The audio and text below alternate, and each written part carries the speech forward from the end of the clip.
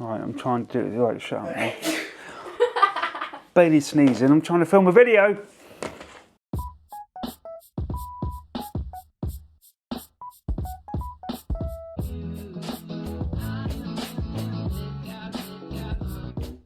Yeah, I thought I'd set the scene with a nice incense stick, make it smell nice in here. I've just had a shall we look at the games I got yesterday then. Didn't close the vlog, we left football, I come home, chilled out. My back was killing it, was really uncomfortable. It's like doing day-to-day activities, just like going to the football was such a chore. It's so hard, I was in absolute agony. So you saw in the vlog, I kind of showed off what I'd bought. 5 games, I did go over budget, I had a 30 quid budget. I did exceed that by like £2.50 I believe, but it doesn't matter. So I'll show you quickly what I've got. This isn't, you know, a vlog about these games. I'm going to head into CEX again later. I've got to run a few errands. I've got to run up to Sam's work, drop her off something. So I'll pop into town, probably get a Greg's coffee, see what they got. Again, probably spend about a tenner today. I'm trying to rein in my spending just a wee bit because I'm spending a lot of money, people. So the first game, I'm just picking up from the pile randomly, we've got Time Splitters 2. I bought the original Time Splitters the other day. Time Splitters 2 was probably the peak of the series for me. The multiplayer on this was amazing. But for the campaign, I did prefer Future Perfect. They were both £6 each, that's 12 quid for 2. But I've now completed the Time Splitters series, yeah, developed by Free Radical. I don't think they're even around anymore. I would have loved to have seen this game kind of remastered, remade, or a sequel or prequel.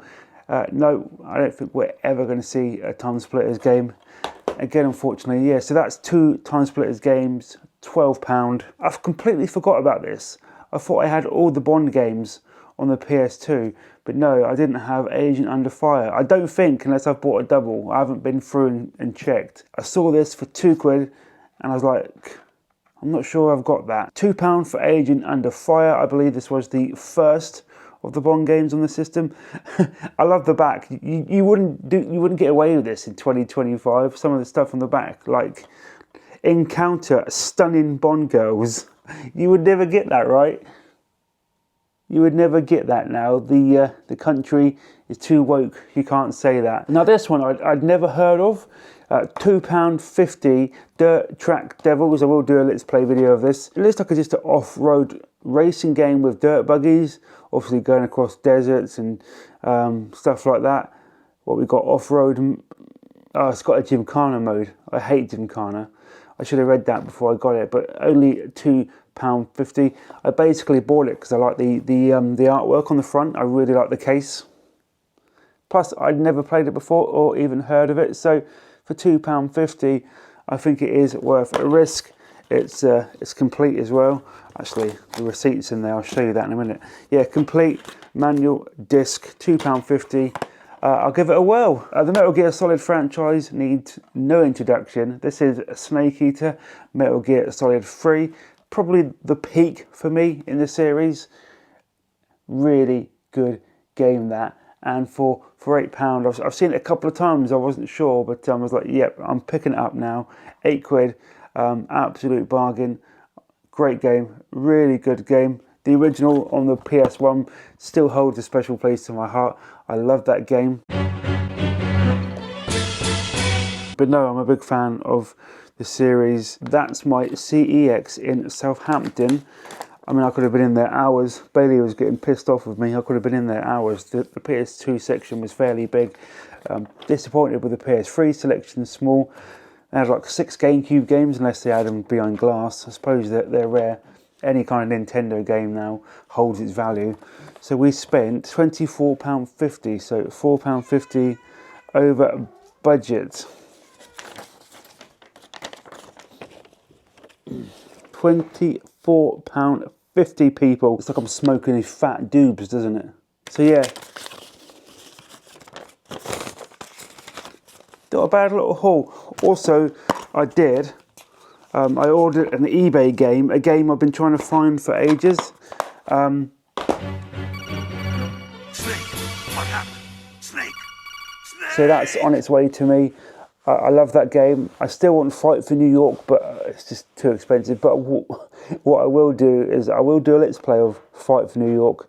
I have, of course, a PS2 emulator on my laptop, and I have it there. So I will do a let's play of that. Any of these games you want to see me play, drop it in the comments.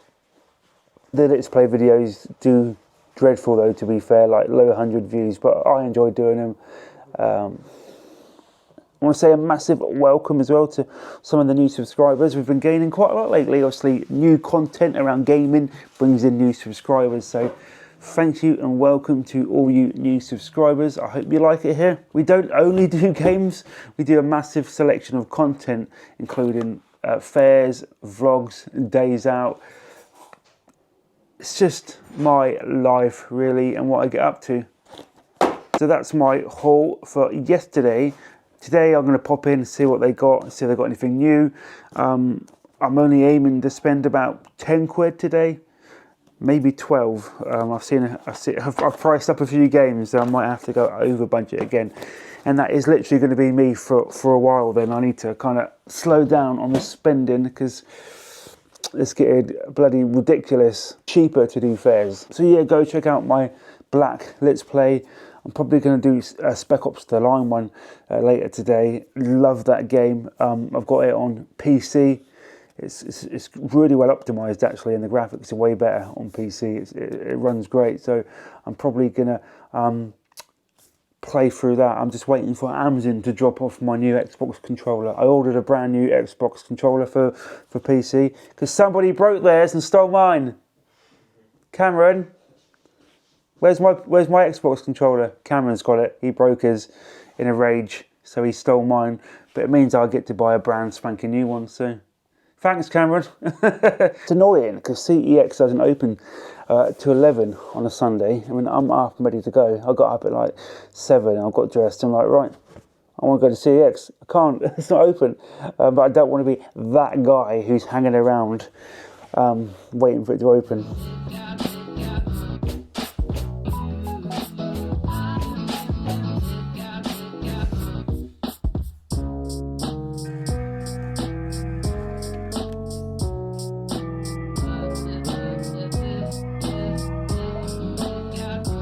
Yeah, I should really show you a few of my handheld systems. I will do a dedicated video on these. So I've got the Zelda Switch light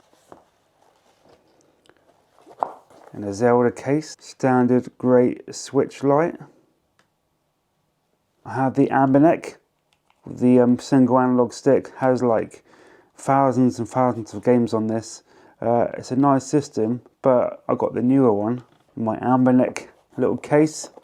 These systems are great. I will do dedicated videos on them. They're really, really good.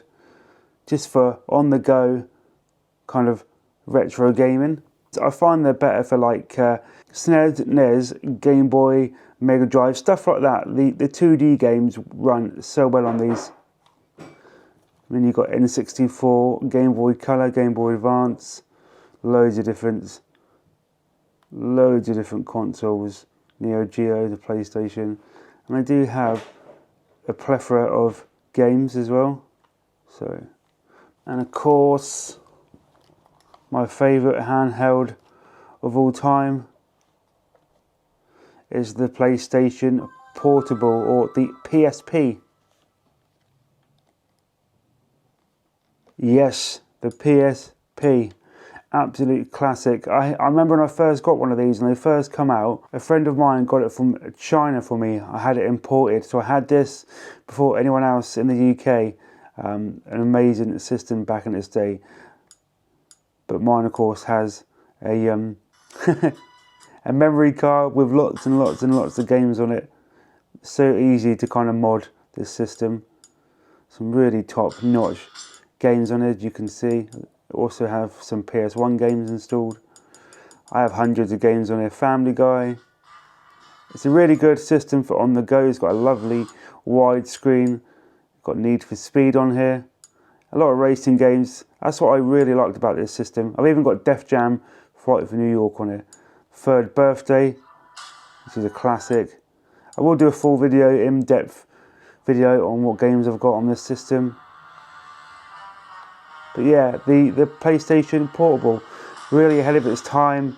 I love this system so much. Probably my favourite ever handheld. Loads and loads of WWF on Netflix. Yes, WWF, what I used to watch growing up, not the modern crap. I like the old school stuff. It's all on there, like the backlog of old pay-per-views is amazing. I'm going for a real kind of nostalgia trip at the moment, aren't I? Retro gaming, back into wrestling, the old school wrestling. I think it's turning 40. I think it's just completely made me have a midlife crisis. Yeah, this is this set I got the other day. When I said in my vlog I was expecting a new Lego set. It's this one, which is the Avengers. Yeah, only like an hour build. So this is basically mainly my kind of Star Wars and Marvel area. A bit of gaming there with the haunted house at the back. Honestly, it just takes up way too much space, and I am running out of it.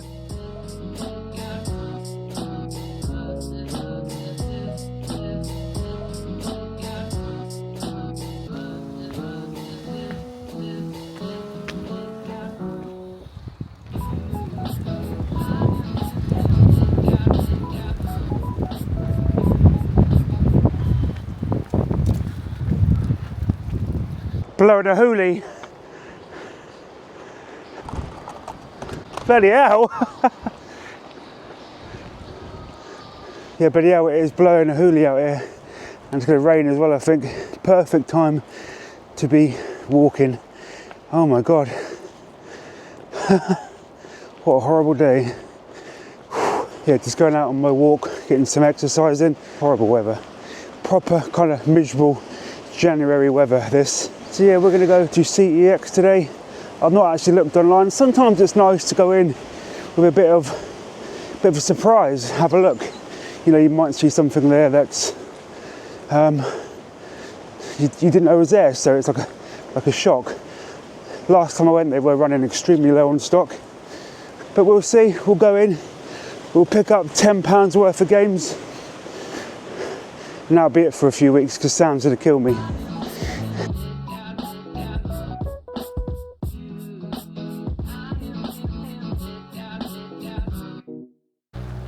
Quality. Definitely not going there. I need to though. Woo!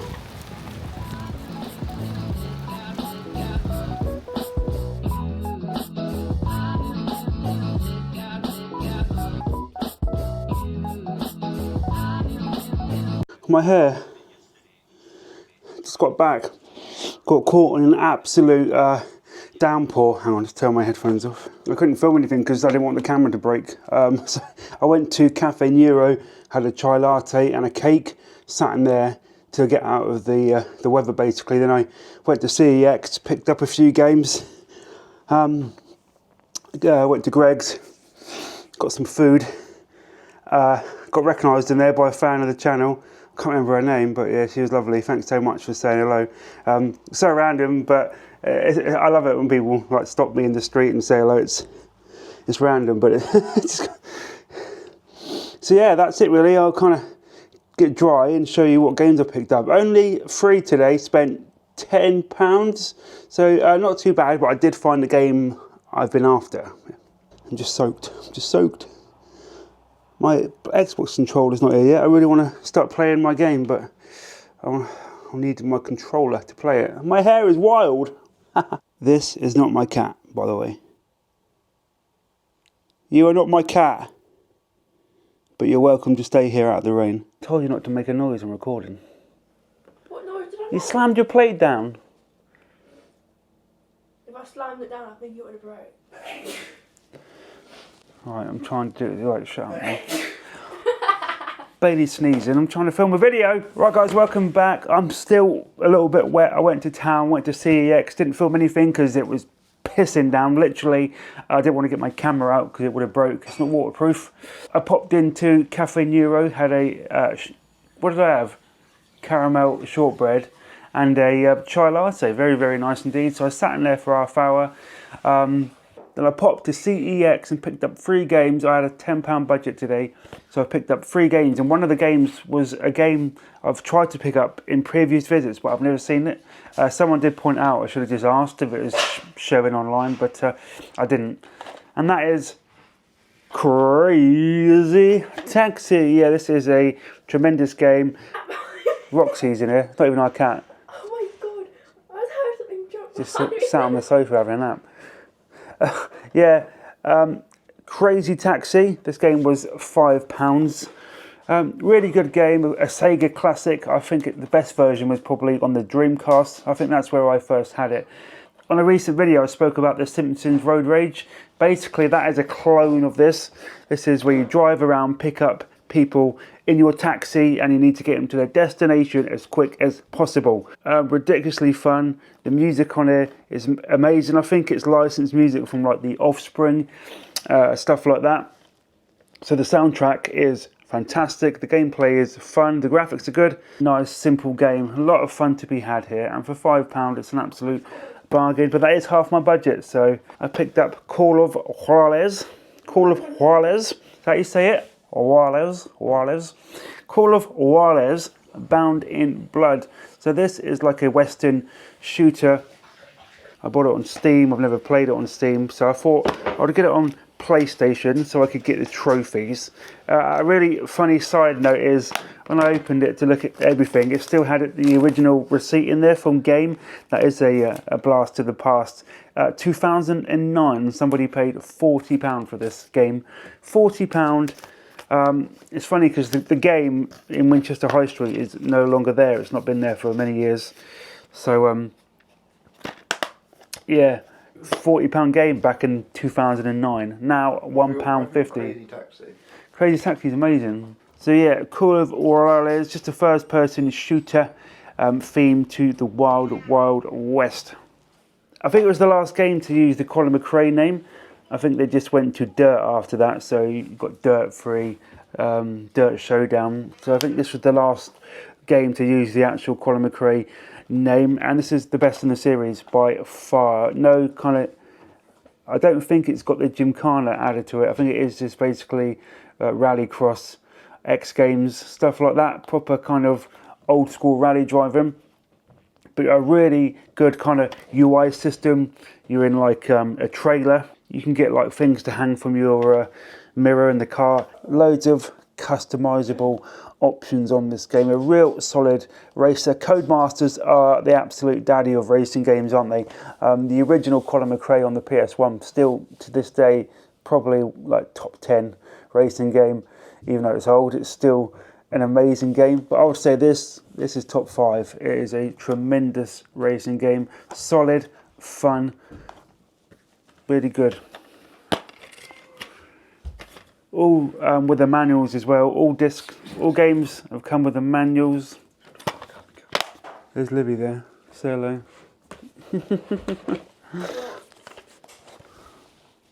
So they are my pickups today.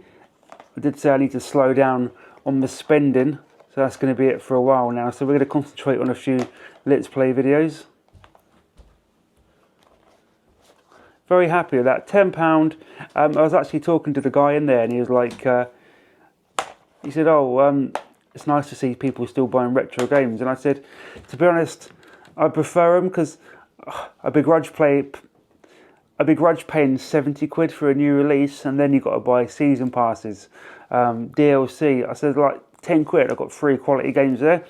So yes, that's one of the reasons why I've gone to the retro games. They're just cheap.